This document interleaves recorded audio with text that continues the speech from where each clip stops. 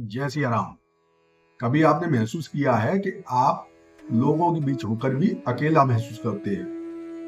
पैसा आता है मगर टिकता नहीं, मन दुनिया में रहता है लेकिन आत्मा किसी और खोज में भटकती रहती है। और फिर जब आप ज्योतिष के पास जाते हैं तो पता चलता है कि आपका लग्नेश 12वें भाव में बैठा है। मित्रों, आज मैं आपको बताऊंगा यह योग केवल हानि का नहीं है बल्कि कई बार साधारण इंसान को असाधारण बना देने वाला। यह योग कुंडली में जब निर्मित होता है तो व्यक्ति को साधारण से असाधारण बना देता है। 12वां भाव आखिर है क्या, आइए ये समझते हैं। ज्योतिष में 12वां भाव बड़ा रहस्यमयी है। यह केवल खर्च का भाव नहीं है, यह भाव है मोक्ष का, ध्यान का, विदेश का, त्याग का, आध्यात्म का। मित्रों, ये उस दुनिया जिसे आप आंखों से नहीं देख सकते, केवल अनुभव और महसूस कर सकते हैं, उसका है।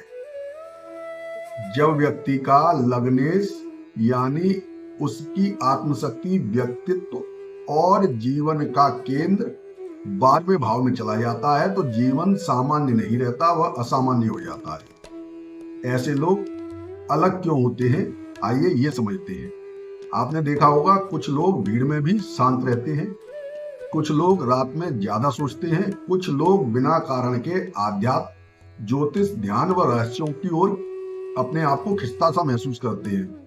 बहुत बार उनकी कुंडली में लग्नेश का 12वें भाव में होना देखा गया है।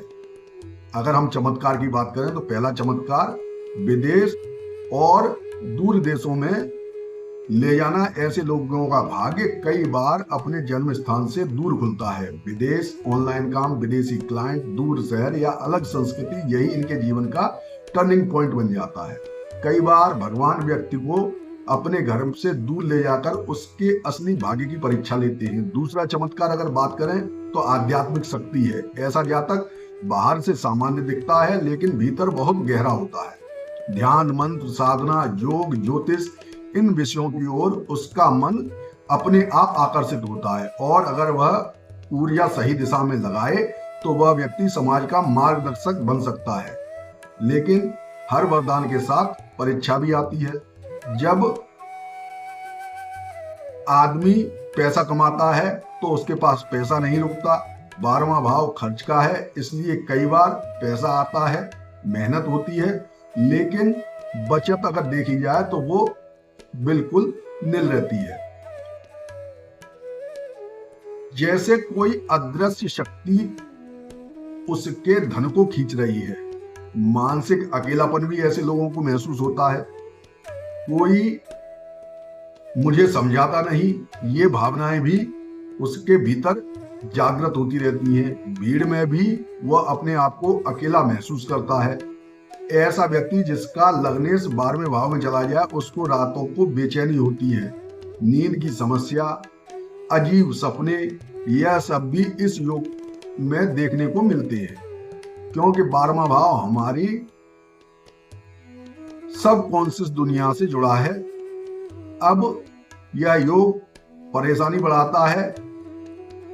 ऐसा कब होता है? जब ये देखते हैं तो लग्नेश अगर नीच का है, राहु केतु से पीड़ित है, शनि की कठोर दृष्टि इस लग्नेश जो 12वें भाव में लग्नेश है उसके ऊपर पड़ रही है, या 6, 8 अथवा 12वें भाव का स्वामी इससे संबंध बनाता है जो कि कष्टकारी होता है, तो व्यक्ति को मानसिक तनाव, आर्थिक संघर्ष, स्वास्थ्य में खर्च और अकेलेपन से जुड़ा हुआ महसूस करवाता है।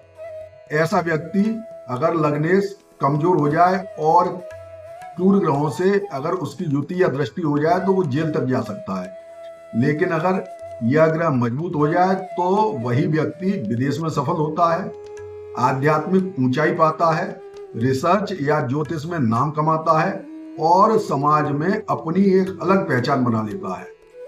अब सबसे महत्वपूर्ण भाग जो इस वीडियो का है वो है उपाय। क्योंकि ज्योतिष केवल समस्या बताने के लिए नहीं है, वह समाधान देने के लिए भी है।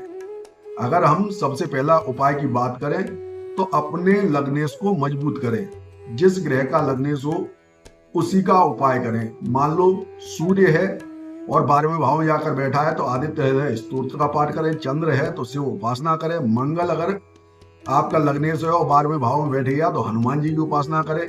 बुध अगर आपका लग्नेश है 12वें भाव में बैठा है तो गणेश अथवा शिव जी की पूजा करें। गुरु अगर आपका लग्नेश होकर 12वें भाव में बैठा है तो गुरु की उपासना करें। शुक्र है तो माता लक्ष्मी की पूजा करें। शनि है तो सेवा और दान से आप अपने ग्रह को मजबूत कर सकते हैं। अगर हम दूसरे अन्य उपाय की बात करें तो 12वें भाव की सबसे बड़ी दवा है मौन रहना, मेडिटेशन करना, प्राणायाम करना, मंत्रों का जप करना, क्योंकि यह भाव जो है बाहर का नहीं है, यह भीतरी यात्रा करवाता है। अगर हम तीसरी उपाय की बात करें तो आप गुप्त दान कर सकते हैं। 12वां भाव दान का भी है और किसी जरूरतमंद को चुपचाप मदद करना इस योग के नकारात्मक प्रभाव को आश्चर्यजनक रूप से बदल सकता है और इसमें कमी ला सकता है। उपाय नंबर 4, विदेश या ऑनलाइन से संबंधित कार्य अपनाएं। कई बार भगवान संकेत दे रहे होते हैं कि आपका भाग्य स्थानीय नहीं है, वैश्विक है, इसलिए आप ऑनलाइन काम करें, विदेशी क्लाइंट बनाने की कोशिश करें, इंटरनेट से आधारित काम करें या दूर स्थान से जुड़ा हुआ कार्य अपनाएं। इससे आपकी आजीविका सुगम रहेगी। आपके लिए ये सारे कार्य भाग्यशाली हो सकते हैं।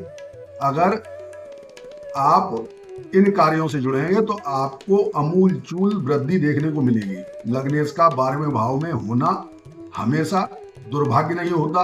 कई बार भगवान व्यक्ति को भीड़ से अलग इसलिए करते हैं ताकि वह दुनिया को कुछ अलग करके दे सके। कुछ लोग दुनिया में नाम कमाने आते हैं और कुछ लोग आत्मा को जगाने के लिए आते हैं। अगर आपका लग्नेश 12वें भाव में है तो आप दूसरी श्रेणी में आते हैं। आप आत्मा जगाने का कार्य करने के लिए इस दुनिया में आए हैं। मित्रों, अगर आप कुंडली दिखाना चाहते हैं तो स्क्रीन पर लगातार हमारा नंबर दिखाई दे रहा है, संपर्क करिए और जन कुंडली को दिखाइए। आप अपना ख्याल रखिए और मुझे अब आज्ञा दीजिए। अगली वीडियो में फिर आपसे मुलाकात होगी। तब तक के लिए जय सिया राम।